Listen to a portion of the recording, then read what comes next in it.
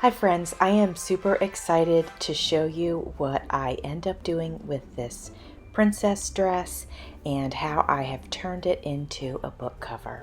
But before we get into that, I want to tell you that this is the Disney Princess Collab hosted by Kathy of Kathy's Favorite Things and also Patty of Life with Patty. There are other collaborators. They will be listed in my description box. Please go check them out. I'm starting out with this Amazon box and I am going to use 3 pieces of the box.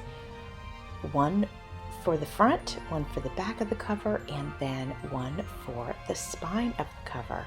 So I'm just using a utility knife to cut it apart and get the pieces that I need. I have the 3 pieces cut to size. It's going to be about 12.5 inches in height, and then the spine is going to be 3 inches, and then I'm connecting them using white duct tape. I'm sliding the book cover into the dress just to see what I've got to work with, and to my surprise, that little part that goes right in the front of the dress, it fits the cover perfectly, and that's pretty exciting.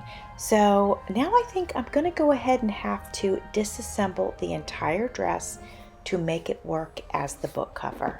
I'm not going to lie, it took me a couple of days to process this in my brain and decide what the best way was to take it apart so that I could use it for the cover. So as you can see, I took the little beads off there. I'm going to go ahead and use those for the tassel, and you'll see that in next week's video. And then I just start disassembling the fabric. We are going to start by removing the decorative piece from the front of the dress. Then I am going to proceed and remove the sleeves, and then I don't know what they call this part that's near the hip area, but it's like those little puffy parts near the hip. We're going to go ahead and remove those as well.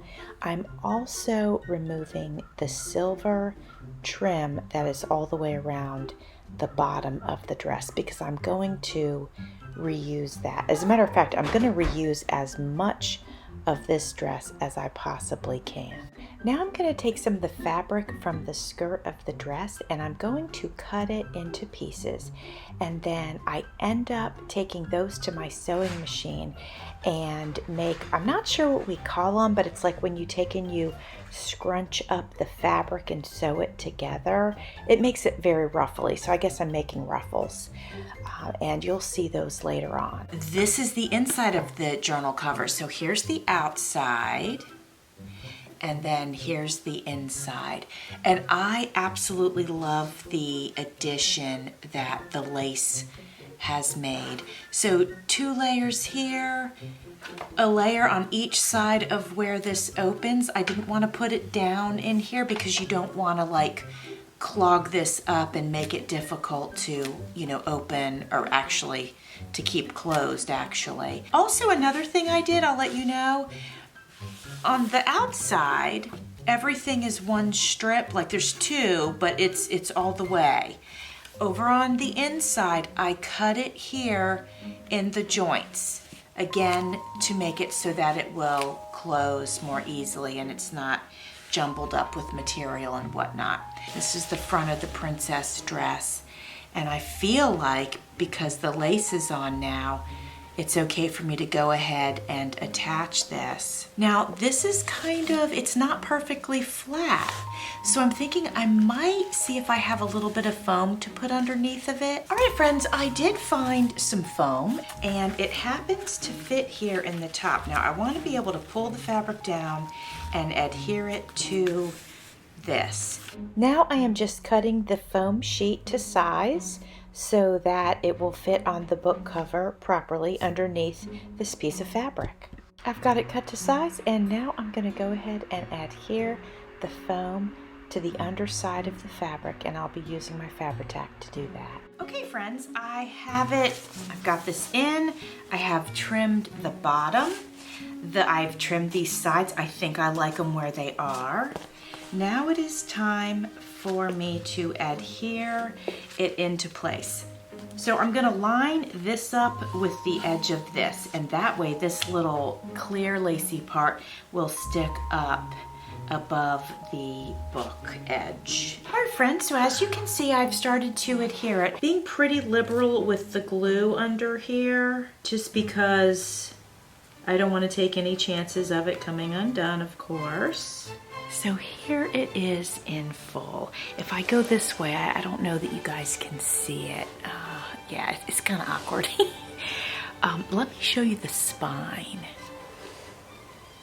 Okay, I am really, really proud of this spine. I took the material from the skirt of the dress and I made like scrunchy material. Soleil actually did a tutorial on that just a few weeks ago. I don't know what we call it. I don't think we call it scrunchy, but yeah, I made ruffles basically. And so I did 3 of them.